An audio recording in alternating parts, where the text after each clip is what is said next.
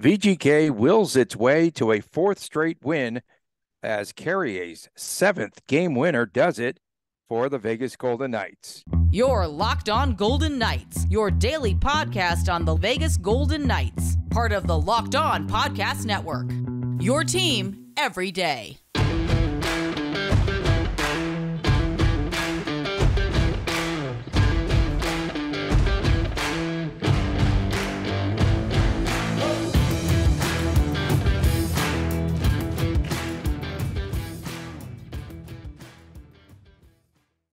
Hi again, everyone. I'm Tony Cardasco along with Chris Golick.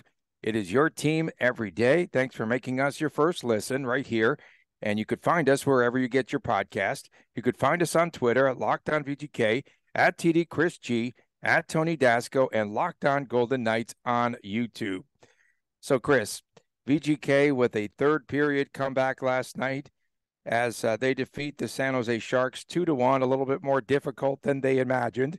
And William Carrier, let's talk about him from the jump. Seventh game winner, 15th goal of the season. And it was one of those plays where Shea Theodore, remember earlier on in this franchise's history, like say 3, 4, maybe even 5 years ago, when they used to play the caroms a lot, because those boards right behind the goalie are very lively, very, very extremely lively. I broadcast from there some college hockey games, and it was very, very lively coming off of those boards. Was that an intentional pass by Theodore as he goes behind the net off the carom, Stevenson, and then great pass to Carrier in the final seconds of that game, a little over 16 seconds to go? So Gary Lawless and Darren Millard, they're funny, but they also come across as like they hate each other at times. And they have some real, actually notable on-air arguments that have actually made some news and things like that. But they were fine last night, and they were actually discussing that right after the game was over. And Gary Lawless right away said that was intentional. And Darren Millard says, well, with 16 seconds left, why would you be missing the nets? And so they were going up and back about it. And here's what Gary Lawless said, here's the mic drop for me.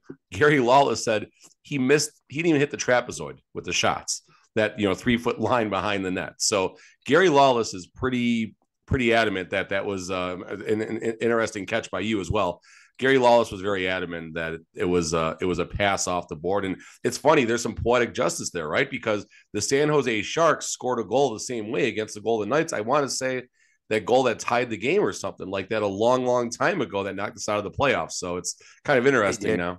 They did, but they rarely use that anymore, because they used to always use the carom, because, again, what is it They do on dump-ins and passes a lot. They do a lot still. What is you it just about don't notice those it boards? as much unless it's a shot on goal. What is it about those boards that they're so lively?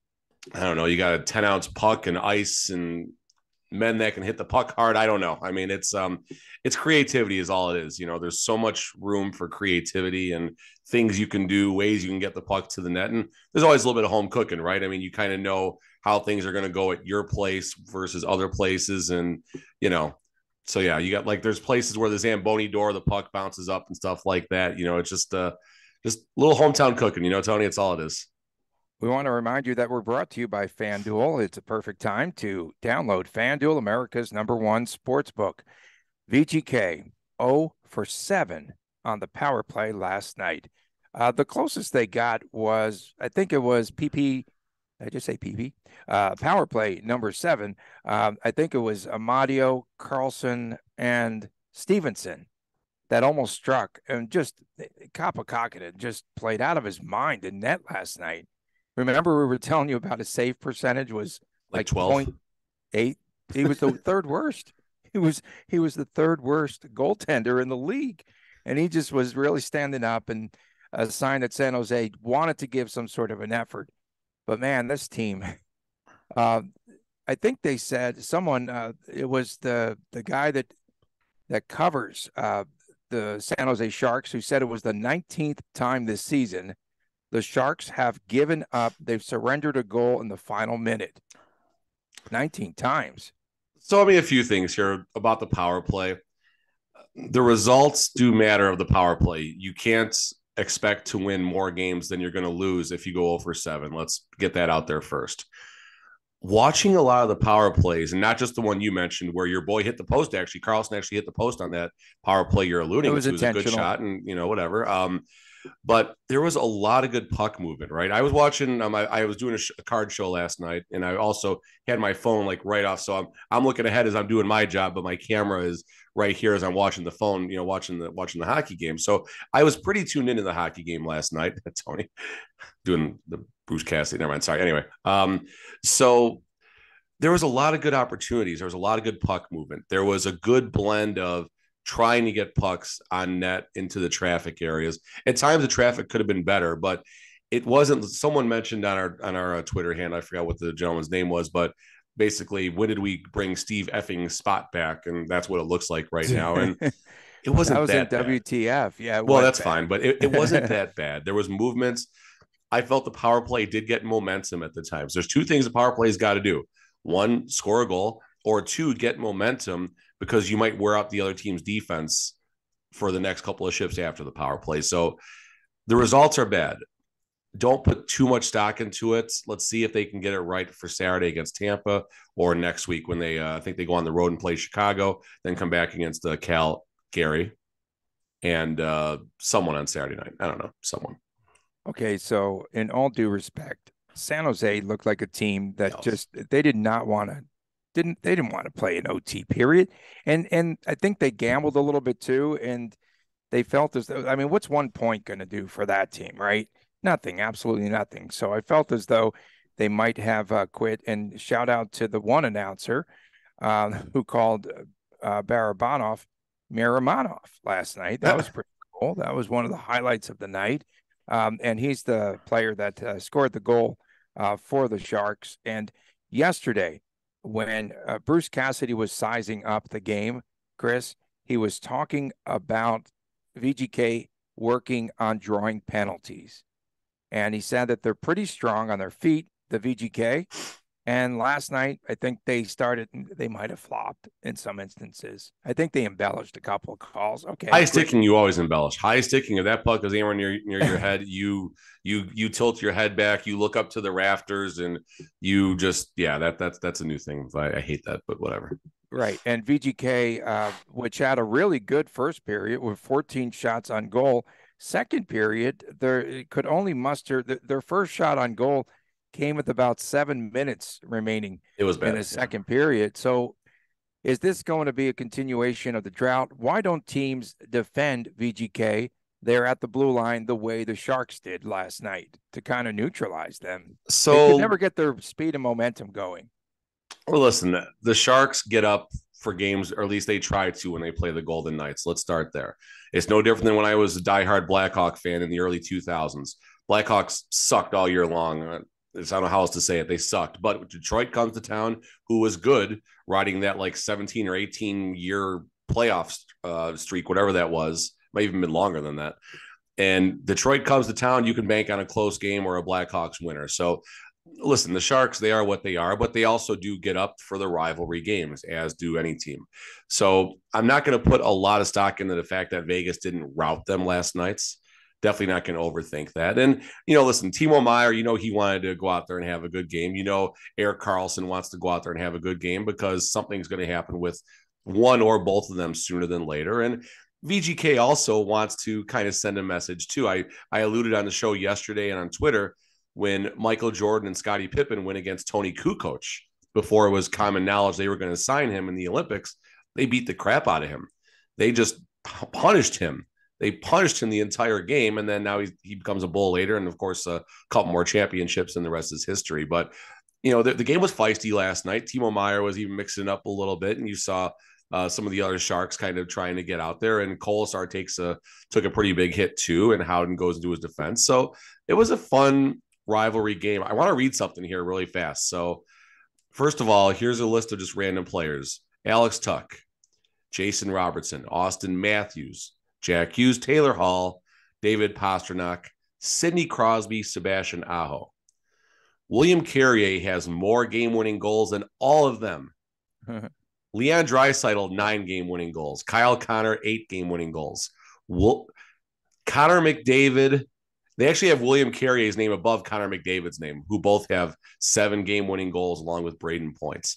So I don't know what's happening here with William Carrier, but this is just such a fun story watching what he is doing out there. And the fact that they put Carrier out there, of all the players on this lineup, and Carrier's earned it. Like, I'm not at all saying he doesn't earn it, but if all the firepower on this lineup, when there's 18 seconds on the clock, William Carrier is the one that coach tosses out there, and it pays off. And it's just such a fun ride watching what William Carrier is doing this season. Okay. Any commentary on Larsa Pippen hooking up with MJ's son too while you're at it? What? Never mind. Sorry, I don't follow them on TMZ and Instagram and wherever else you get your stuff from. I am the stuff on TMZ. Remember, my head looks like a balloon. Coming up next, we're going to preview VGK against Tampa as the Tampa Lightning come into town. They had a day off here yesterday, and so we'll get into all that. We return right here in this rigged league on Locked On Golden Knights. Looking for a delicious treat, but you don't want all that fat and calories? Of course, then you have to try Built Bar. We just got through the holidays, and our goal is to eat a little bit healthier this year. And if you are like me and like Chris, you want to eat healthier, but you don't want to compromise taste, then man, oh man, you really have to try Built Bars because they're seriously so delicious. You won't think that they are good for you. And again, perfect for the New Year's resolution still. Maybe we'll check in on Chris's resolutions here in a few. And they come in unbelievable flavors like churro, peanut butter brownie, and coconut almond. And we're not sure how they do it, but it really does taste good. Only 130 calories, folks, 4 grams of sugar, and a whopping 17 grams of protein. And now you don't need to wait to get a box of Built Bars for years. We've been sending you to Built.com. And now you can go to your local Walmart. That's right. Now available at Walmart and Sam's Club. And again, you could pick up the 4-bar box, cookies and cream, double chocolate, coconut puffs. Again, go to Walmart, and it's right near the pharmacy section if you're looking for it. If you're close to Sam's Club, run in. The 13-bar box is there. And again, it's brownie batter and churro, and you could thank us later. Once again, go to Built.com or race to your local Walmart or Sam's Club. Welcome back to Locked On Golden Knights. Tony Cardasco along with Chris Golick. We appreciate you making us your first listen each and every day. Thank you so much for doing that. And please subscribe to the YouTube channel, Locked On Golden Knights, and the Tampa Bay Lightning, Chris. They were here yesterday as we checked out their social media. They were at the racetrack driving exotic cars. It's got to be a little dangerous to do that, right, in season anyway. And then they were on the golf course. I think someone got them on Shadow Creek or something. It looked really nice out there. But let's talk about this Tampa Bay Lightning team coming off of back-to-backs on Tuesday and Wednesday.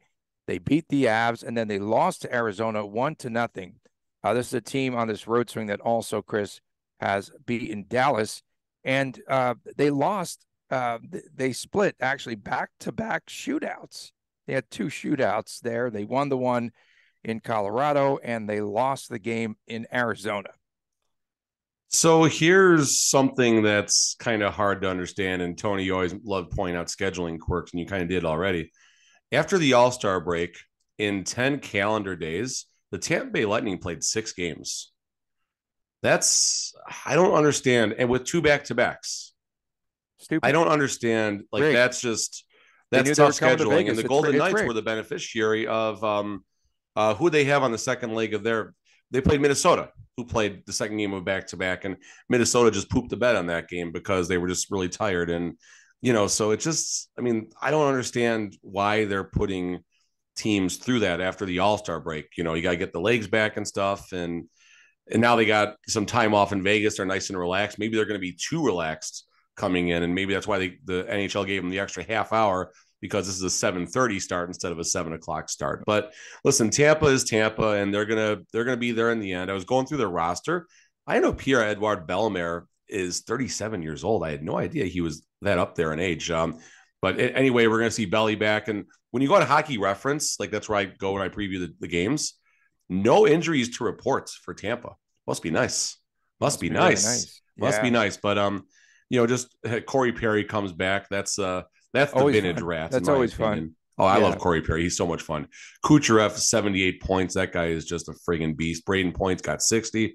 Stamkos still doing it at 58 points. Maybe we'll get lucky. Well, I don't know. Maybe we'll get lucky. We won't get Vasilevsky, but even Brian Elliott's. Yes, Tampa Bay. The Tampa Bay Lightning do have a backup goalie. It's like trying to name the Kansas City Chiefs punter. They do have a backup goalie in Brian Elliott, who's 9-3-2, a 2.90 goals against. So he's getting a little more supports when he's out there in net for a record like that. I mean, go on and on. Listen, Tampa is a powerhouse. Tampa is still a gold standard as far as modern day, clubs. I mean, in the first part of the post-lockout era, it was the Chicago Blackhawks, right? Finding a way to get 3 cups in 6 or 7 seasons, just found a way to continue to put great teams out there. Tampa Bay is the second part of that right now. So even Tampa even started when the Chicago Blackhawks beat them in one of the Stanley Cup finals that they won. So Tampa, like I said, gold standard. They're going to be a tough out no matter what the situation is. This is our first measuring stick since the All-Star break, Tony. This is the first time we get a true playoff / Stanley Cup contending team. Let's see how VGK goes out there and what goalie are they going to put out there? I mean, they're riding the Aiden Hill train all of a sudden, right? Yeah, it's going to be Brossoit. Oh, all of a sudden he's out of the doghouse, right? I don't think it's Brossoit. I think it's Aiden Hill. They're just going to go with the hot hand? I think they're going to go with Aiden Hill. I think Tuesday in Chicago is when Brossoit gets his first start. And you mentioned that. Maybe I'm going to steal your thunder here in a second, Tony, but you said out of the doghouse, right?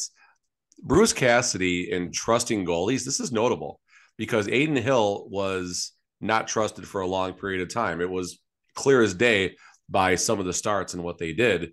And now Brossoit comes into the roster. Brossoit is ready. He is undoubtedly ready to play right now. He is in game shape. He's worked his tail off in the AHL for this moment. He could have come in the day he was called up and he would have been a serviceable netminder.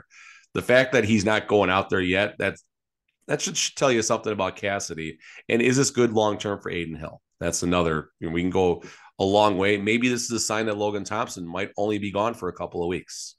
And Cassidy he stopped short of giving any kudos last night to Aiden Hill. He more or less talked about the defense in front of him. And then he said, you make the big saves, when you need to and all of that. But he just plays mind games with Aiden Hill. There's no doubt. This is a Tampa team that is third in the Atlantic Division. And in third place, they are 14 points behind Boston. That's that juggernaut again in Beantown. And for the Tampa Bay Lightning, you've got Nikita Kucherov, 78 points. Yeah. 78 points. Braden Point, 32 goals and 60 points, 32 goals. And then Vasilevsky, who got the night off in Arizona, he'll be back, and he has that 92% save percentage. And this is the time of year where we see Vasilevsky really start to just get stronger in net. I think that this is that time of year where they're going to start getting a lot of points because they're going to get good goaltending. Yeah, I mean, listen, this is what and similar to the Golden Knights, guys, this is what a veteran roster does. They might just kind of hang out for a little bit, right? They might just kind of hang out, do their thing, find ways to hang out and keep themselves in a playoff position. And then the deeper the season gets, they turn the Jets on a little bit. Not the Winnipeg Jets. They turn their Jets on a little bit. Not the New York Jets. Yeah. Definitely not. Who? I think a trade for Justin Fields. Anyway, another conversation for another time. Conversation. Larsa Pippen. Oh, there we go. So just like the Golden Knights, right? They're turning it on. They know how to win these big, important games as the games gets much more magnified as far as the playoffs go. So, if the Golden Knights can go out there and take it to Tampa, and the Golden Knights have had good actually results against Tampa at home, some wonderful games. One of their first late game heroics in season 1, Shea Theodore scores late to win the game. So maybe we'll get some more of that. I actually remember this so well. So Shea Theodore scores, I think, like 4 seconds left on the clock in season 1 against Tampa. They zoom in on Theodore celebrating on the glass, and there's like these 2 Tampa Bay fans just with their heads down, shaking their head, just completely upset. And that just still sticks out to me. If you can find that highlight on YouTube somewhere, you'll see what I'm talking about. I'm going to tell you about that game. It's memorable for me. So my man, Coach Rick from Findlay Toyota, hooked me up and one of my friends with tickets. Their tickets, their seats are right behind the net, a little bit off to the right, about 6 rows back. Okay. And we see Theodore, and everyone just jumps out of their seat as his stick is back. I could see it in slow motion. And we're all like, he's going to score. You could see it happening. And then the place just erupts. So we were right behind the goal there in that season one, right? Season one, where Theodore scores that goal in the final seconds. It was insane. And that place just erupted. But it's funny because that was my reaction Sunday against Anaheim. But I'm not Sunday, a fanboy. When Theodore scores. Exciting. I'm not a fanboy. It was just exciting. You can be you can enjoy a hockey game, Tony, and not consider yourself a fanboy. It's okay. You can enjoy the game. Fan. You can have fun. I was a fan there at the game, at a hockey game. You can be a fan man, Tony. You can be a fan man. Back when I used to like this team, actually. So 0 for 24, Tampa comes in. The power play will be the key. 0 for 24 for the Tampa Bay Lightning, and VGK coming off of that vintage 0 for 7 power play performance. The last time they scored a power play goal, I think you were like 15 years old or something. Pretty funny. Last time VGK scored a power play goal was against Arizona. That's quite a while ago now. It's we're talking about Die Hard night here. Free admission to any fan who was alive the last time the Golden Knights got a power play goal. Major League. Major League. I know. Coming up next, we've got What the Friday, and save all of your vintage takes for that. It all comes your way next right here on Locked On Golden Knights. Welcome back on Locked On Golden Knights. Tony Cardasco and Chris Golick. We come to you from Las Vegas, and Monday through Friday, you could find us here and our podcast free and available wherever you get your podcast. And please subscribe to the YouTube channel. And Chris, I'm sure as part of our WTF, you must be so happy not to see Tony in Technicolor today or bobbing up and down. I'm no longer a meme today. This is so much fun. This is groundbreaking. This is strange. I don't know if this is going to help or hurt our views, but we'll find out, I guess. Yeah, it'll hurt. They like me bouncing around because they could get more memes. Yeah. So again, What the Friday. And we talk about things good or bad, WTF, that happened with VGK this past week or anything in the sporting world or hockey. I mean, we get off the rails. Can I start? I just want to start about February is Black History Month. Black History Month. It's not Black History Day. VGK, again, and the NHL across the board, they do not support minorities. I'm sorry, man. Hockey's for everyone? No, it's not for everyone. It's not for everyone. This should be an entire month celebration. Even if I was going to say sort of fake it, they should still do something throughout the course of the month to celebrate Black History Month, because the NHL, as we know it, is predominantly white, like 98%, and they need to be more diverse in what they do and everything they do. And so they celebrated it last night. Okay, that's awesome. And then they had these special jerseys. That's great. And then Keegan Colasar is going to be playing rollerball hockey or something down at the Doolittle Center. Awesome. But this is something, again, to promote diversity in a sport that it's all white. And they have an opportunity. And I think, and it's late in the month. And so they do this one-day celebration, and they check the stinking box, WTF. WTF. Okay. I hear what you're saying. I definitely understand that. And was that a little harsh? No, I get what you're saying, Tony. I do. I don't want to get too deep into it, but I understand what you're saying, and I'm not fighting you any bit on what you're saying right there by any means. So last night, this is kind of interesting here. Vital Vegas. Everyone knows Vital Vegas, right? They make their living, so to speak, off of some sarcastic Vegas news, but there's some meat on the bone to the things that they say. So they put a tweet out last night. I found this interesting. It was T-Mobile Arena was half full last night, the Sharks game, but nobody's talking about it. Now, I wasn't at the game, so I can't give you an accurate portrayal. But what I can do is tell you every game I've covered lately, whether I'm on the media side or if I am on the fan side, I do about 50-50. I've been shooting my camera around the upper and lower bowl. There's been a lot of empty seats at these games. Now, in the middle of the season, the team was doing bad. I get that. I go to a lot of midweek games, so that certainly plays into it, as last night may have played into it. You got the drop a cannon nonsense going on. This is all valid things, but This is also NHL hockey on Las Vegas Boulevard. And in seasons 1, 2, and even 3 into the COVID season, there were no empty seats in that arena. There were 0 empty seats in that arena. And there are many games where there are large pockets of seats open. The Super Bowl game, whatever. I'm not even going to, we've already talked about that. A lot of empty seats for that game. But games that shouldn't have empty seats or too many empty seats, there's tons of empty seats. You can go on Access before the game, get tickets sometimes for 10, 15, 20 bucks. I know because I personally sold mine for that much because people aren't buying the tickets the way they used to. So Vital Vegas, sure, there's some sarcasm. It was not 50% full, and there was some fun comments on there that I found a little bit interesting. But point being is Vital Vegas is also onto something right now. So WTF, Vegas Golden Knights, your arena is not 100% full every single night. That should be a concern right now. Right. And if they say 17,000 fans, that doesn't mean that there's that many in the arena. They go by the ticket count and what was sold. So just to be honest there. Yep, exactly. We've got some really good fan reactions. We've got Cricket Whistle. WTF is this Bill Foley, because Arizona and San Jose won't let VGK have the shiny new toys. Jacob, of course, Chikrin, and Timo, of course, Meyer, because why would they? WTF. Listen, they'll make Bill Foley pay for it. And if there's one thing Vegas has a history of, it's willingness to pay and at times overpay. Now, if you win a Stanley Cup, are you overpaying? Maybe not, but that's, I think, what we're referencing there. WTF Vegas Golden Knight fans. You can't win every single game 5-1 or 7-0, even against the San Jose Sharks.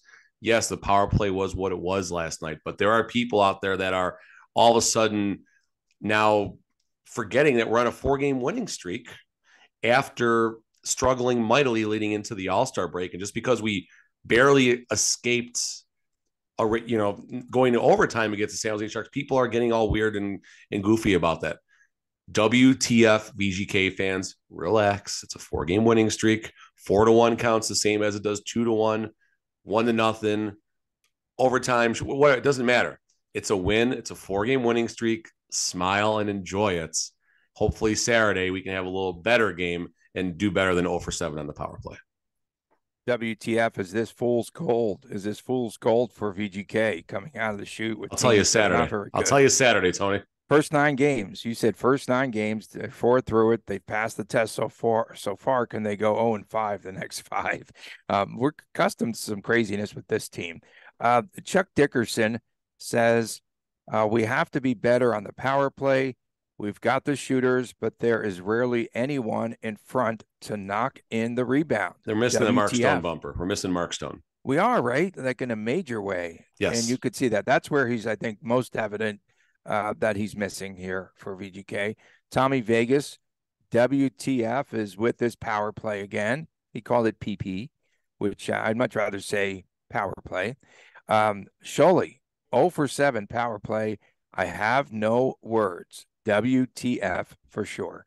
So most of the results, people relax. Yeah, most of the dismay from the fans is due to the power play, lack thereof, for the Vegas Golden Knights. How are they doing on the PK? I haven't looked. Do you know? Are you setting me up? Because I don't know honestly what the stats say. Yeah, no, I think that they have let in a few goals of late after we were giving them praise. But again, another opportunity to get better. The power play is going to come back and bite them. And the first team that scores a power play goal in the game against Tampa, or the only team that scores a power play goal at this pace, will be the eventual winner. It's time for us to have our predictions and, of course, our locks. I got one more WTF. I got one more. One more, dude. Really fast. No, go All right. ahead. We said it doesn't have to be Vegas hockey, right? So here we go. The Vegas Vipers, XFL. Ticket prices. What are we doing here? They're advertising you can get $20 season tickets if you buy everything. But when you go on any place looking for single game tickets, 50, 60, 70 bucks to see an XFL team. Now, no. Yes. Really? Yes. Wow. Maybe I'm wrong. Listen, someone correct me if I'm wrong, and I'll take it all back. But really fast here. 50, 60, 70 bucks to see the Vegas Vipers. XFL, in my opinion, is the 5th best football league in North America, behind the NFL, behind the USFL, behind the CFL, behind NCAA football. And, oh, by the way, they had open tryouts and they play at Cashman Field. Like 15, 20 bucks, me and my son were in. I will go check out as many games as I can as my schedule allows. I'm not buying season tickets. I'm not committing to that nonsense, but I will, for 15 or 20 bucks, go to every single game I can. For 50 or 60 bucks, 100 bucks for us? No, it's Cashman Field, for crying out loud. So Vegas Vipers, good luck in the league that's folded now, I think 3 times already. And now we're at Cashman trying to chart. Just stop it. I'd rather just stop it. Just good luck, Godspeed. For 50, 60 bucks a game, I'm out. Okay. But on the other side, because I met with this team, Okay. they are going to have affordable concessions. So it Good. might balance out, but I didn't know that the ticket prices for games. This could be season ticket people just taking a shot right now too, Tony. And that's why I put a qualifier. If I'm wrong, so be it. I'll eat it.